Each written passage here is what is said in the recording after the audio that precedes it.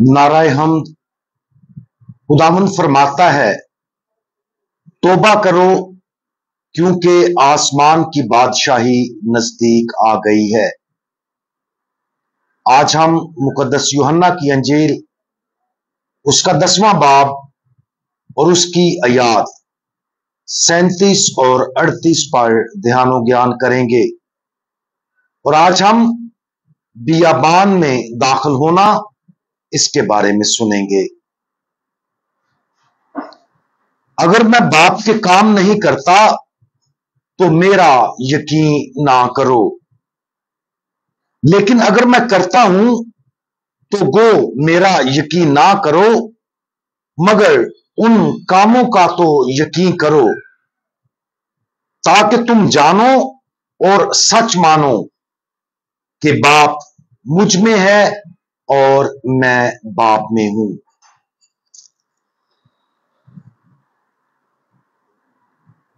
खुदावंद यीशु मसीह की तरफ से कहे गए ये अल्फाज यरूशलेम में ईद तजदीद के दौरान कहे गए थे। खुदावंद यीशु मसीह आसमानी बाप के साथ अपने रिश्ते के बारे में वाज़े तौर पर मुनादी कर रहे थे, और इस वजह से कुछ लोग इस हद तक नाराज हो रहे थे कि वो खुदावंद यीशु मसीह को फौरन गिरफ्तार करने की कोशिश कर रहे थे। लेकिन खुदावंद यीशु मसीह वहां से बच निकले और दोबारा बियाबान में चले गए, जहां उन्होंने यूहन्ना इस्तबागी से बपतिस्मा लिया था।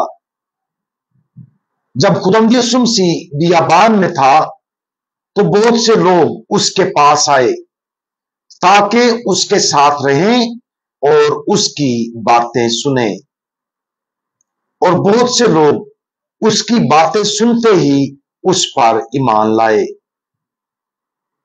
यहां मुख्तलिफ किस्म के रद्द अमल के तजाद को नोट करना दिलचस्प है। यरूशलेम में हैकल के इलाके के अंदर ईद तजदीद के लिए जमा होने वाले बड़े हजूम के दरमियान खुदावंद यीशु मसीह को तेजी से मुस्तरद किया गया और सताया गया। लेकिन जब वो बियाबान में वापस आया और लोगों को खुद उसके पास आकर मिलना पड़ा, तो उन्होंने उसकी बातों को सुना और यकीन किया। ये तजाद हमें एक ऐसा तरीका पेश करता है जिससे हम अपने ईमान में आसानी से आगे बढ़ेंगे और दूसरों को उनके ईमान में बढ़ने में मदद करेंगे। हमें जिंदगी की मसरूफियात से हटकर अपने खुदावंद से मिलने के लिए खास तौर पर बियाबान में जाने की दावत दी जाती है, और हमें दूसरों को भी ऐसे सफर में शामिल होने की दावत देना चाहिए। ये सच है कि जब खुदावंद यीशु यरूशलेम में तालीम दे रहे थे तो कुछ लोग उसके कलाम से मुतासिर हुए और ईमान लाए। लेकिन यह भी वाज़ेह है कि जब लोगों ने खुद किसी वीरान जगह पर खुदावंद को तलाश करने का अहद किया तो उन लोगों के लिए खुदावंद के अल्फाज और भी ज्यादा तब्दीली लाने वाले बने। हमारी अपनी जिंदगियों में हम देखते हैं कि जिंदगी की आम सरगर्मियों के दौरान, जैसे कि पाक मास में बाकायदगी के साथ शामिल होना, अंजीली खुशखबरी को सुनना और ईमान में गहरा होने का मौका फराहम करता है। लेकिन हम सबको खुदावंद यीशु मसीह को बियाबान में ढूंढने के लिए वक्त निकालने की जरूरत है, ताकि खुदावंद के साथ बात करने के लिए, उसकी बात सुनने और यकीन करने के लिए और भी ज्यादा हौसला अफजाई हो। हमारी जिंदगियों में बियाबान के तजर्बात कई शक्लों में आते हैं।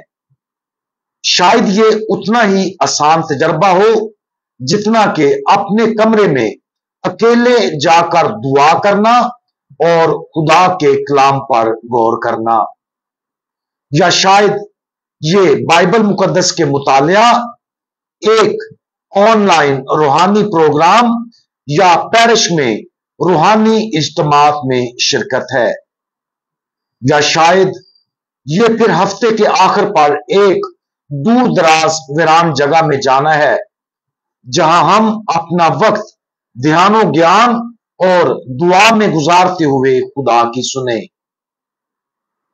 इंसानी तारीख में एक के बाद एक मुकद्दस ने हमें खुदावंद के साथ अलहदगी में दुआ करने की कदर दिखाई और सिखाई है, ताकि हम एक ऐसी जगह जाएं जहां जिंदगी के बहुत से दूसरे खलफशार और दुनिया की बहुत सी आवाजों पर ध्यान ना देकर हम खुदा के साथ दिल से बात कर सकें और हम खुदा को कामिल जवाब दे सकें। आज खुदावंद यीशु मसीह के साथ बियाबान में उससे मिलने के लिए उसकी दी गई दावत पर गौर करें। वो जगह कहां है? जिंदगी के अहम फराइज को निभाते हुए हम इस मुख्तसर सफर को कैसे पूरा कर सकते हैं? जिस बियाबान की तरफ खुदावंद हमें बुला रहा है, उस बियाबान को तलाश करने में हिचकिचाहट महसूस ना करें, ताकि हम उससे मिल सकें, उसकी आवाज सुन सकें और पूरी वफादारी के साथ जवाब दे सकें। हम दुआ मांगे। हमारे खुदावंद यीशु, आप हमें मोहब्बत के रिश्ते में मजबूत होने के लिए बुला रहे हैं। हमें वो फजल अता फरमाए जिसकी हमें खामोशी और दुआ के बियाबान में दाखिल होने के लिए और आपकी आवाज सुनने के लिए हां कहने की जरूरत है। हमें अपनी तरफ मुतवज्जा करें और जो कुछ आप हमसे कहते हैं उस पर यकीन करने में हमारी मदद फरमाएं। खुदावंद यीशु मसीह, हमारा भरोसा आप पर है। आमीन।